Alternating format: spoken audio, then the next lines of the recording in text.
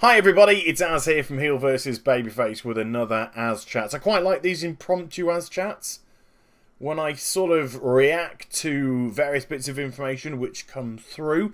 And if you don't know what AzChats in, it's a more podcasty type of video than an aesthetic video.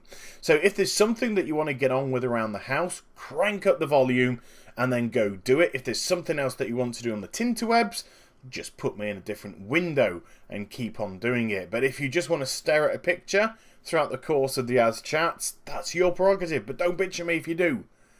Okay. So I'm going to move away from gaming, but I'm keeping within the worlds of geek. Because I'm a geek, and I'm a proud geek, and I'll always be a geek, and it's going to come first in my life. Everything has got to revolve around the fact that I'm a geek. My personal life, my professional life, the job lot. If I can't have a woman in my life who doesn't appreciate what I do, just as I wouldn't expect her to have me stick around if I didn't appreciate what she did. So therefore, you've got to have mutual things, and one of those mutual things for me has got to be geek. Okay, it's got to be. And I'm a huge Batman fan. Massive Batman fan. May even have the bat symbol tattooed somewhere on my body. True story. And news came filtering in this morning here in the UK, which would have been probably late at night in the United States of American Shire, that a new Batman had been found. Now, if you don't know, Zack Snyder, who directed Man of Steel at Comic-Con, made an announcement, a very cleverly done announcement, I've got to say, and props to him for doing so, where he kind of built up news and then said to everyone in Comic-Con, yeah, I can confirm here there will be a sequel to Man of Steel, which got a big amount of love, and rightfully so. I personally think Man of Steel is an excellent film. All the people that are bitching about too much action, seriously, oh God in heaven. Really, find something proper to have an argument about, because the film needed something like that. It needed to be OTT with the action. It needed to be over the top with the destruction levels and whatnot. And I thought he did a very brave thing, Zack Snyder. And he was directed well by the producer, Christopher Nolan, of course, who was very well known for the Dark Knight stuff. And also with David Goyer with the story, etc. So when that news hit that there would be, he could confirm, a sequel to Man of Steel, it got a big pop. What was the clever bit? That wasn't the big news. So people were like, yeah, Man of Steel sequel, yeah.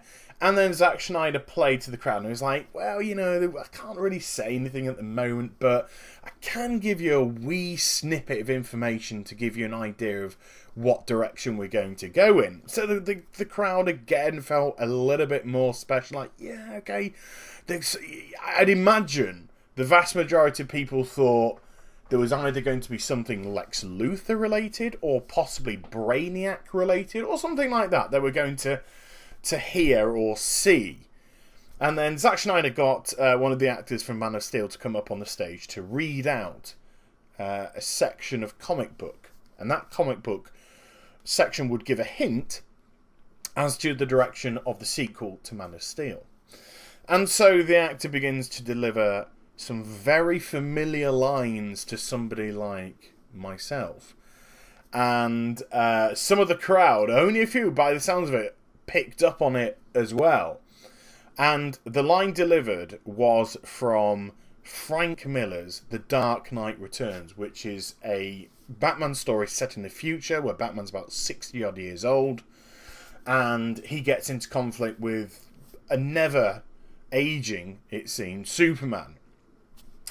And suddenly on the screen the Superman logo begins to appear and then the bat symbol behind, and the crowd went wild, as opposed to Elder Scrolls Online where the crowd just went mild.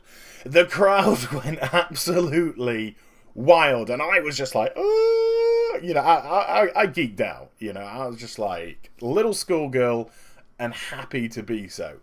And it was therefore going to be Batman versus Superman. And there will be some element of conflict. I'm pretty sure they'll team up towards the end and fight the common foe, whoever it may be, whether it be Brainiac, whether it be Lex Luthor, etc., etc. But there would be the element of conflict between Batman and Superman. So what that meant was the search was on for a brand new Batman. And it was going to be such an exciting search because Christian Bale had stressed that he had hung up his cape. He was no longer going to reprise the role of Batman.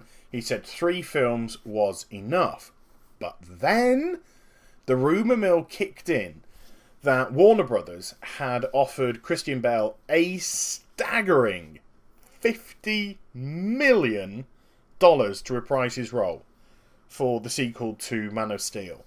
I mean, Christian Bale's career is going very well indeed. He's done some tremendous films. I mean, all the way through from American Psycho and The Machinist, and of course all the Batman films that we've had. He's in a really good place in his life career-wise, that he can absolutely pick and choose the roles that he wants to do. Regardless of that, $50 million is an unbelievable chunk of dough, a colossal chunk of money to even contemplate turning down. It will do so much for your potential family, your future family, your family's life to come for generations.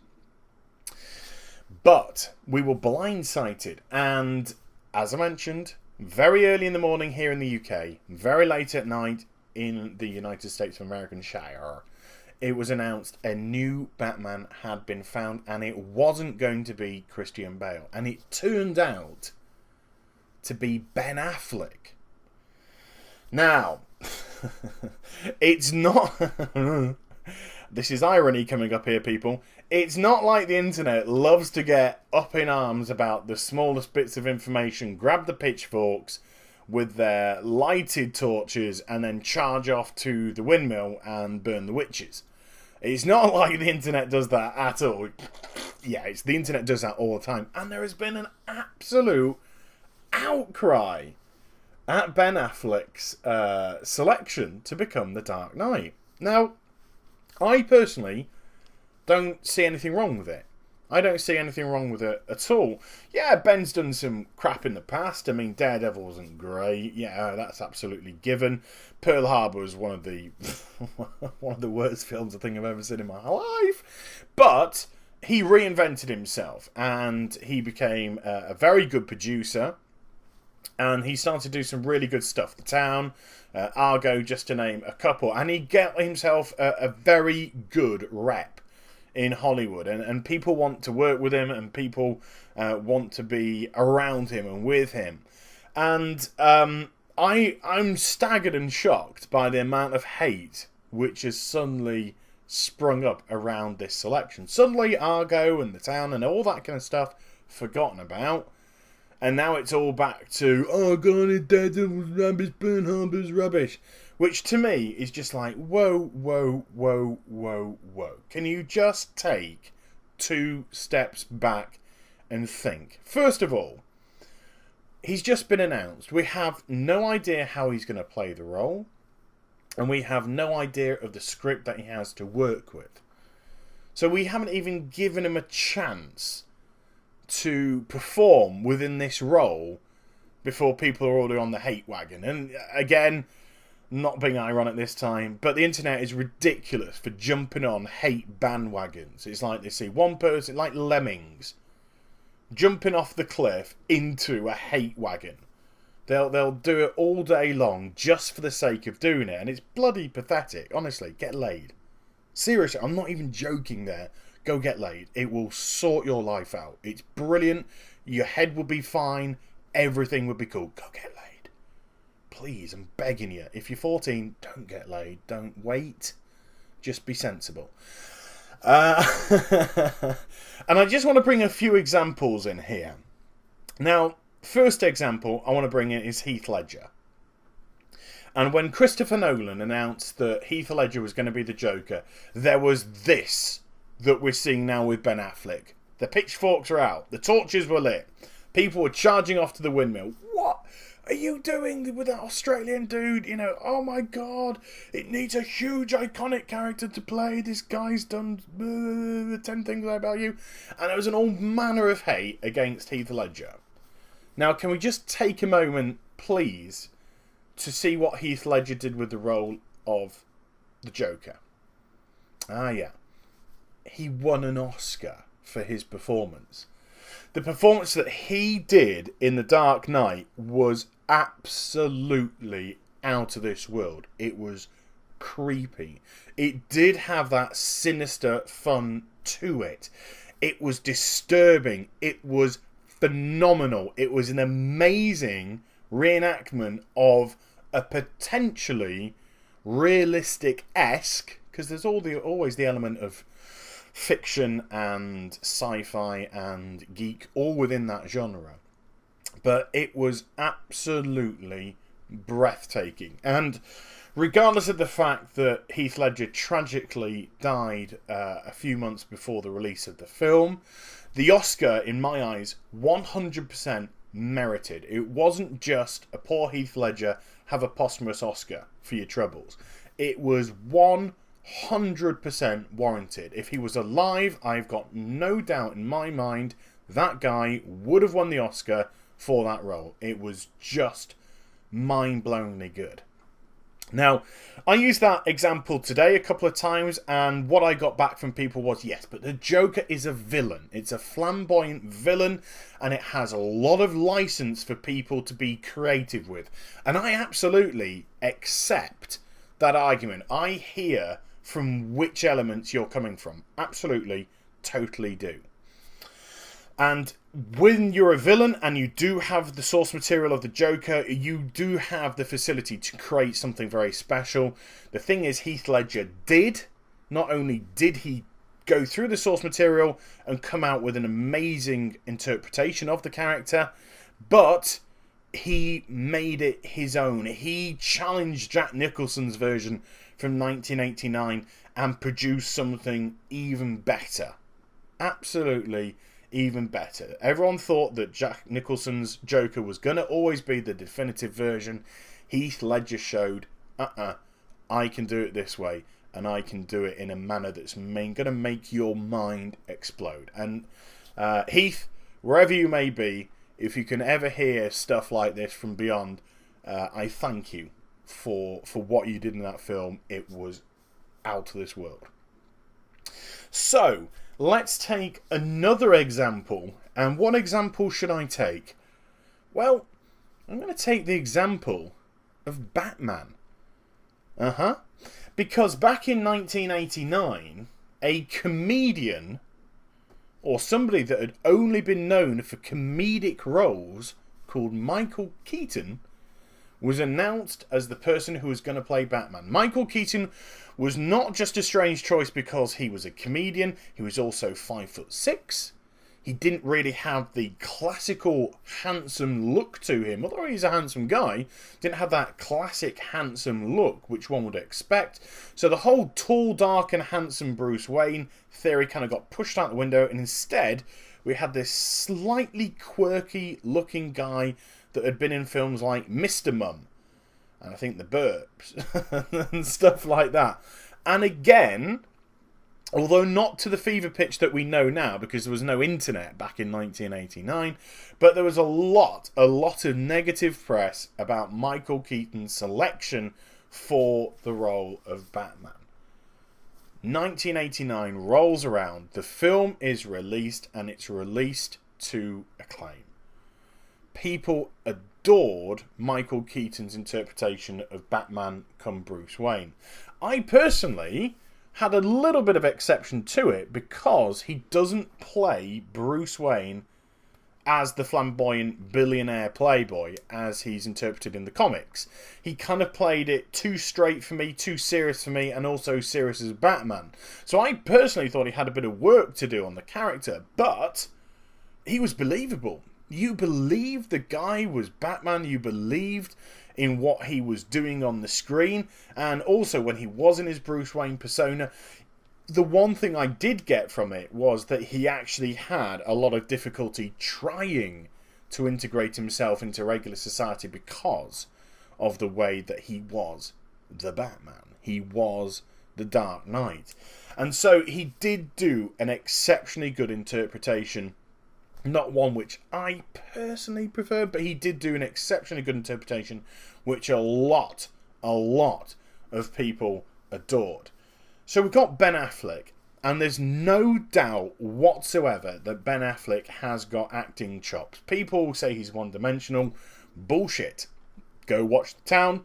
Go watch Argo. The guy is phenomenal. He's a very, very good actor indeed. He has the capability. He also has the look. He's a tall, dark, handsome guy. He could easily pull off Bruce Wayne. Ben Affleck has got a history himself. This guy likes to do a bit of gambling, likes to do a bit of poker. He's had some very interesting girlfriends. He's settled down with Jennifer Garner now, but he's had some very interesting girlfriends throughout the course of his life. He technically is Bruce Wayne.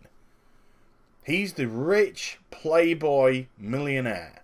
That is something that he could tap into without any difficulty whatsoever. Ben Affleck's also around 42 years old, something around there now. So by the time the film comes out, he'll be 43, 44-ish. And by the time they start filming, again, 42, 43.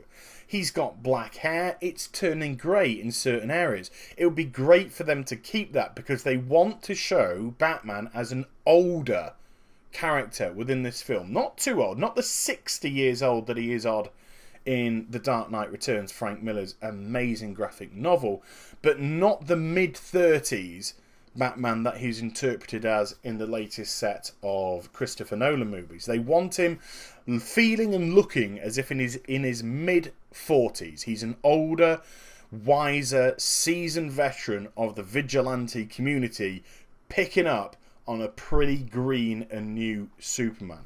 He has the potential to do this. Why can't people just shut up, keep the pie holes closed, and let them get on with making the film? I will quite happily come back after watching the Batman Superman film, but I would quite happily come back after seeing it in the cinema and saying, okay, I don't think he pulled it off, if he doesn't pull it off. But I would rather people just allow them to get on with it, do the portrayal on the role, and judge it based on what you see. Don't judge it on a name. Don't judge it based on a character selection. Why people do this is beyond me, because it just ends up with so much egg on lots of people's faces. Just allow them to do the film. Allow them to do their interpretation and then judge it. And if you didn't like him in that, because he's already in a difficult situation, if you didn't like his portrayal, say, alright, I didn't like his portrayal. But don't get out with your pitchforks and this ridiculous petition which has been set up online to already try and get Ben Affleck removed from the role of the Dark Knight. Which in my eyes, honestly, I'm going to say it again, go get laid.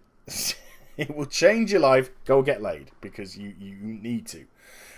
If anybody has already jumped on that bandwagon and signed it, you kind of need help. Yeah, because all it shows is that you're intolerant, you're incapable of rational thinking. Just give them a chance. So I would like to see in the comments below what you personally think to the selection, if you like it or don't like it.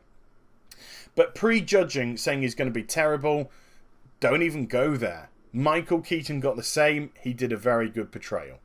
Heath Ledger got more hate. Absolutely more hate than you could imagine when announced as the Joker. And look what he did with that.